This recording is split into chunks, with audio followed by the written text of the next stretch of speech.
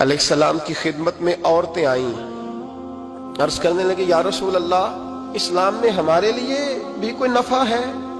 حضور نے فرمایا کیا ہوا؟ کہنے لگی حضور ہمیں تو نقصان ہی نقصان نظر آ رہا ہے اپنے حق میں۔ حضور بتلائیں اگر آپ کے دین میں کوئی خیر ہے تو ہم کلمہ پڑھے فٹافٹ، باقی تو دنیا میں ہمیں اپنا نقصان ہی دکھائی دیتا ہے۔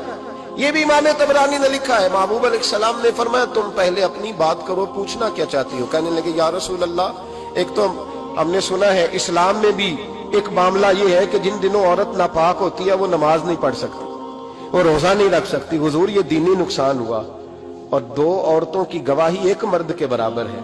دنیا میں بھی ہمارا وہ کردار نہ ہوا جو کہ مردوں کا ہے، تو حضور ہماری دنیا میں بھی نقصان ہے، دین میں بھی نقصان ہے۔ یا رسول اللہ یا رسول اللہ یا رسول اللہ صلی اللہ علیہ وسلم۔ آقا پھر تو یہ ہوا کہ ہفتے مہینے کے بہت سارے دن عورت ویسے ناپاک رہی، دین سے دور رہی، اور اگر وہ قومی معاملات میں کوئی کردار ادا کرنا چاہے پھر بھی اس کی گواہی دو عورتوں کی ایک مرد کے برابر، تو حضور دنیا کا بھی نقصان دین کا بھی۔ میرے کریم نے فرمایا بیٹھ جاؤ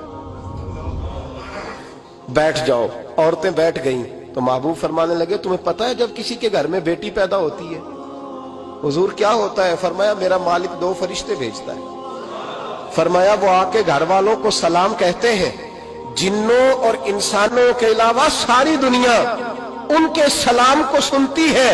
فرمایا پھر وہ فرشتے اپنے پروں سے اس بیٹی کو ڈھانپ لیتے ہیں اور پھر اس کے سر پر پھیرتے ہیں، اور فرمایا پھر وہ ان کے باپ کو کہتے ہیں ان کی صحیح طرح پرورش کرنا، پھر ان کے ذمہ داروں کو کہتے ہیں، ان کے خاندان کے بڑوں کو کہتے ہیں صحیح طرح پالنا۔ اگر تم ان کی یہ لفظ سنو میرے محبوب کے، حضور فرمانے لگے رب کے فرشتے کہتے ہیں اگر تم نے صحیح